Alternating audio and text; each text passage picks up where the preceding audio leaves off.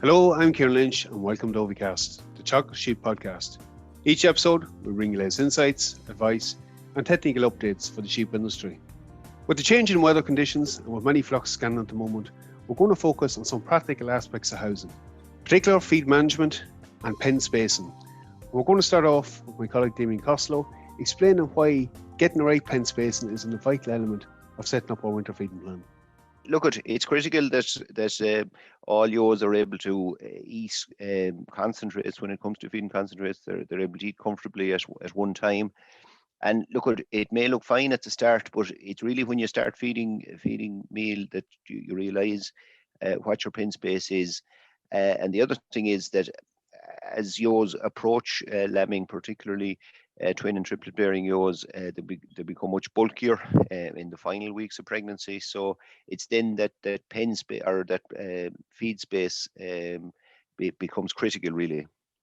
I think, Damien, you touched on something there. Like often when sheep are housed, particularly those even housed before Christmas, feed space doesn't tend to look like it's an issue. Certainly, they do get that bit bigger. But maybe just for a bit of context, there is guideline figures out there on the line space requirement, the feed space requirement. You might just take us through some of them.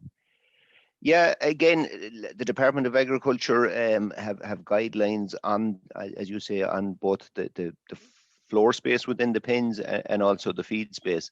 I mean, if you take really large framed ewes, I suppose you're talking 85, 90 kilogram big ewes. In a straw bedded situation, the floor space they require per head is 1.4 meters squared, and when it comes to meal feeding, they need 600 millimeters per head. So it's important that you're aware of that. For medium-sized ewes, I suppose it's slightly less. It's about 500 millimeters of feeding space that the medium size, the 70, 75 kilogram ewe requires. And in terms of floor space, they require about 1.2 meters squared. So it's important that you check that you have enough of both floor space and feed space. More often than not, it's the feed space that's the limiting one, really. I think so. We just tease in a minute, but certainly there in the case of multiples, particularly triplet or even quad bear ewes, you'd be pushing for the upper end of that feed space requirement. Correct. Yeah, exactly. Yeah. The bigger the triplet bearing and the bigger framed ewes, they certainly need the 600 millimeters of feed space. Look, I suppose maybe just the rationale behind some of that is, apart from every animal being able to eat at one time, you're trying to avoid forcing and bullying, and some of that forcing can even attribute to conditions like prolapse. Yeah, definitely. I mean, we found on farms that where prolapse occurs, that it could be attributed to feed space or the lack of feed space, I suppose. And as you described there, when you arrive at the pen with your bag or your bucket, there's a big scrum at feeding time, a big push on. So that pressure and pushing and shoving due to the lack of feed space that they're all able to comfortably get in at one time is a contributing factor to prolapse, certainly. And look, we're just talking about the measurements there, but like it's often something we don't do. We kind of look and say, well, they all fit at this stage. Sometimes there's no harm just maybe making that calculation, maybe allowing for some of the blank areas and pens as well. That's it. Yeah, I mean, a lot of people will have sheds or have pen layouts where they use walk-through tracks in order to increase their feed space, which is prudent, particularly with deeper pens. So in order to balance your floor space, I suppose, with your feed space, walk-through tracks are very valuable. But if you're calculating your 600 millimeters, say, for example, of feed space, it's important that anywhere you have a corner where one feed where the walk-through track joins at a corner, that there's going to be a blanked off area there where there's a ewe, say, eating at the front of the pen. She will blank off roughly the first 600 millimeters of the walk-through track. So you take off 600 millimeters when you're calculating the total length of your feed space for any corner that may be blanked off. Just if we move on, maybe in terms of some of the basic feeding management, I know some of this seems simplistic, but it's often one of the areas where we fall down on. A couple of key tips to look out for. Look, obviously, access to roughage, that's important, but keeping that fresh and You might just That's take right. us through like the importance of some of them That's aspects. that's right, and that you mentioned roughage again. The obviously the feed space, and again going by the Department of Agriculture figures, there isn't as much feed space required for roughage because they don't all have to be eating silage or roughage at one time. But it is the proviso to that, I suppose, is that you must keep silage available to them at all times. It's not a good idea to be letting it run out, and then giving them a big feed again. So a constant supply of silage or whatever roughage you're feeding is important for your ewes. And as we know, I suppose sheep are selective eaters. They will pick out their favorite bits. So it's important that this refused material or stale material is removed twice weekly, so that you keep fresh material in front of them. So to clean that out maybe twice a week. Just like you touched on it there, silage may be less of an issue. They tend to push it back less, but we've certainly seen in certain scenarios, dry feed, hay being fed, they can push it back out of reach at a certain point. So might not always be constant. That's for sure, definitely. And as you say, with hay or haylage, if it's been fed, say in the central feed passage of a shed, we'll say they tend to nose it away from them. So it is important that it's kept pushed into them, that they're not allowed to be, they're not being allowed to run out of it at any time, really. Look, I suppose the other aspect of feed management is the one we really tend to focus most on at this stage. Scanning's complete on a lot of flocks, or will be completed in the coming weeks. Multiple triplet squads, even some of the twins on lesser quality silage have been fed at the moment. Managing that feed, Damian, from introducing it to the build-up of it, how important is it getting that right?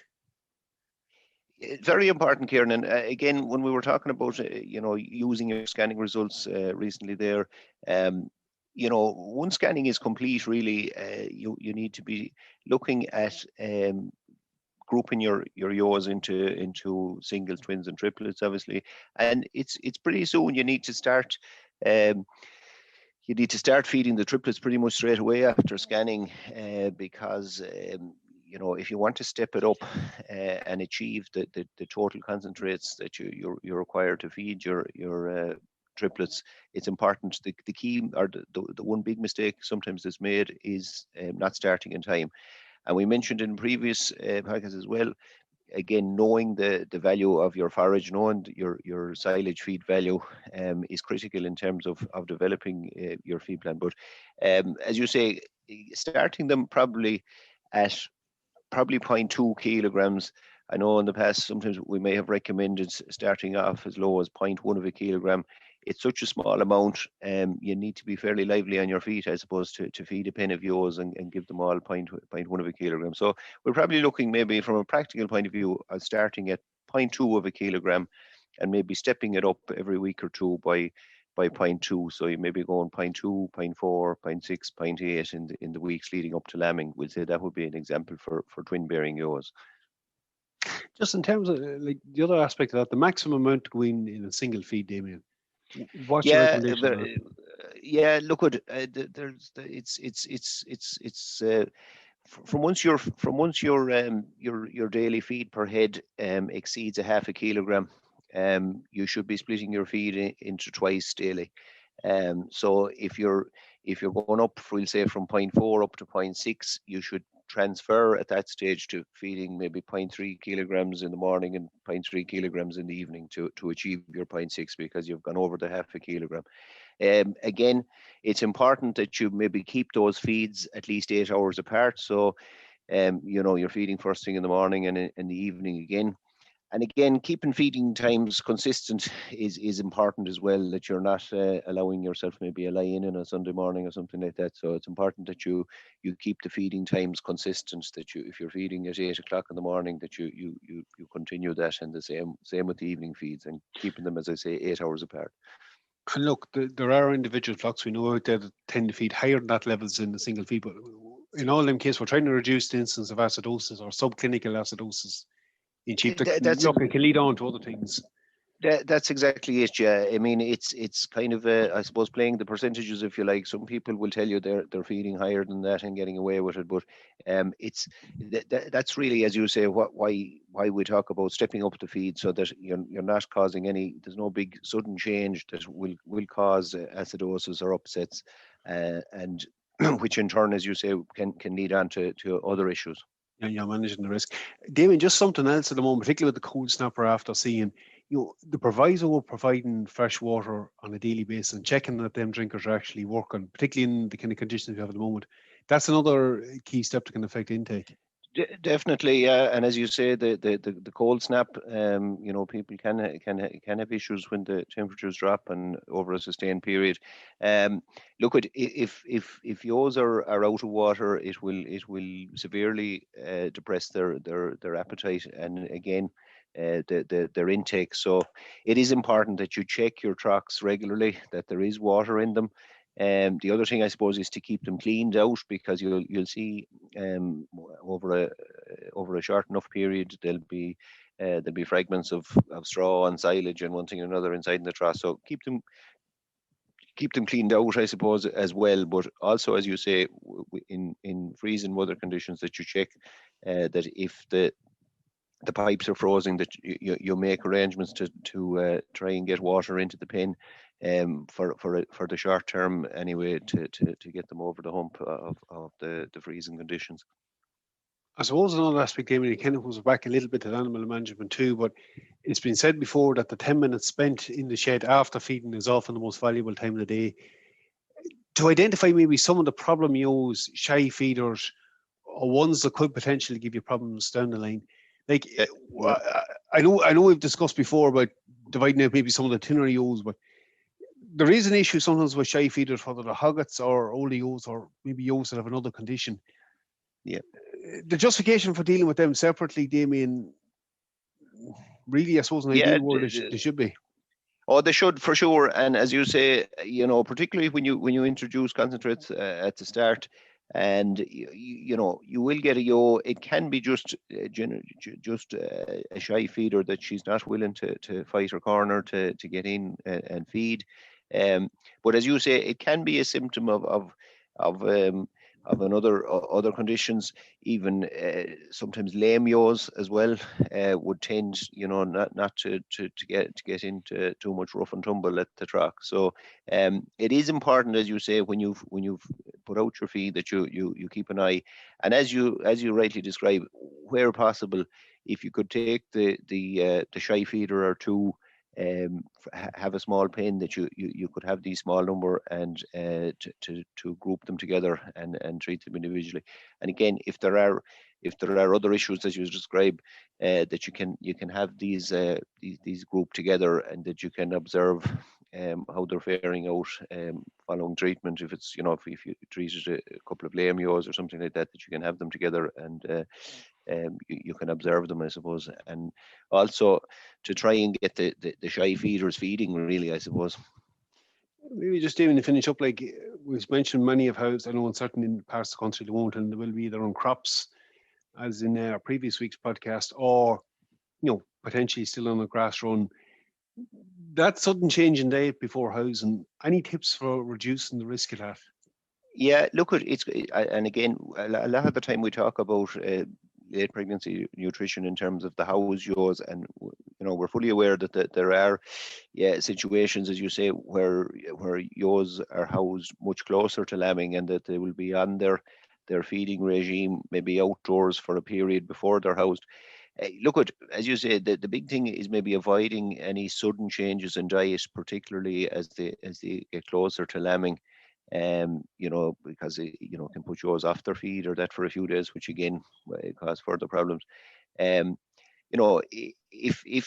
you're planning maybe to house within a couple of weeks of lambing, and the plan is that they're being fed hay or silage and concentrates indoors, probably introduce this regime outdoors for a few weeks before their housing, so that you're putting out your bale, and you're feeding similar levels to what you'd be feeding indoors, I suppose, in terms of concentrates, but that when they come indoors, they're used to the diet of hay, silage, and concentrates.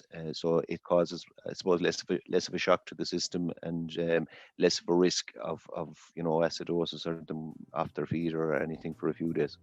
Yeah, managing that transition more appropriately. Exactly. Yeah. Damian, plenty of practical information here. Thanks very much for your time today. No problem, Ciarán. Thank you. Okay, we're going to wrap things up at this point. Again, I'd like to thank Damian for joining us again, covering some very practical aspects that we can implement on farm at the moment. Again, good feed management, setting up right, is key to late pregnancy nutrition and can have a big impact on the productivity of the flock. That's it for me for this episode. For any further updates on the sheep programme, keep an eye on our Twitter page at Teagasc Sheep. I'm Ciarán Lynch. Thanks for joining us. Don't forget to subscribe and listen in to any of our episodes.